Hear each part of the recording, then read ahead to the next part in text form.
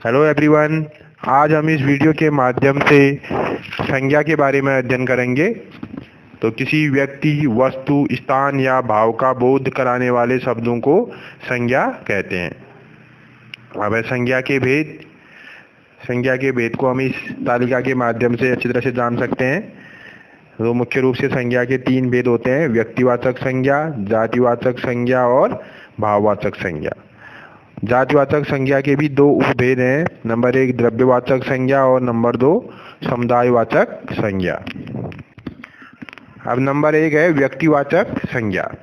तो जिन संज्ञा शब्दों से विशेष व्यक्ति, वस्तु और स्थान के नाम की जानकारी मिले वे शब्द व्यक्तिवाचक संज्ञा कहलाते हैं।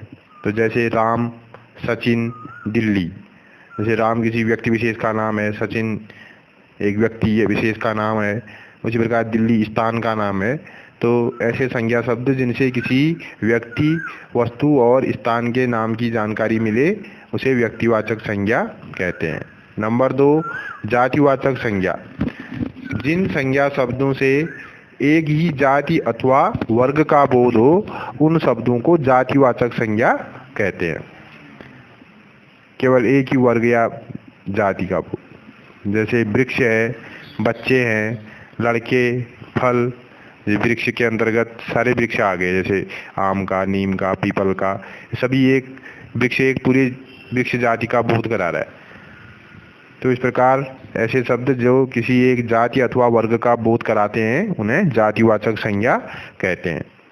अब जातिवाचक संज्ञा के 2 उपभेद हैं: द्रव्यवाचक संज्ञा और समूहवाचक संज्ञा। तो द्रव्यवाचक संज्ञा, जिस संज्ञा शब्द से किसी पदार्थ या धातु का बोध हो उसे द्रव्यवाचक संज्ञा कहते हैं। जैसे सोना, चांदी, स्टील, गेहूं, कपड़ा आदि। दूसरा समूहवाचक संज्ञा, जिस संज्ञा शब्द से किसी समूह या समुदाय का बोध हो वहाँ समूहवाचक संज्ञा होती है।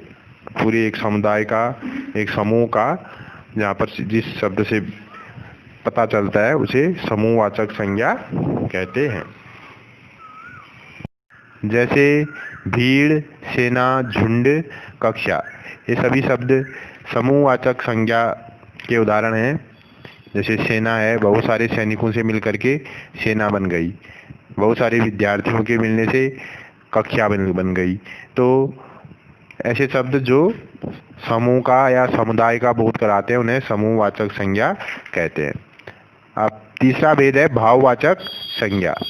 जिन शब्दों से किसी व्यक्ति, स्थान या वस्तु के गुण, दशा, भाव या स्थिति का बोध हो उसे भाववाचक संज्ञा कहते हैं। जैसे हार जीत, क्रोध, सफलता, हंसी, सज्जनता आदि। तो ऐसे शब्द जो किसी वस्तु के गुण, दशा, भाव या स्थिति का बोध कराते हैं। जैसे हार जीत है, क्रोध है, सफलता है, हंसी है, सज्जनता है। ये सभी एक भाव का बोध करा रहे हैं, इसीलिए इन्हें भाववाचक संज्ञा के अंतर्गत रखा जाता है। तो आशा है आप लोगों को संज्ञा पाठ समझ में आया होगा। धन्यवाद।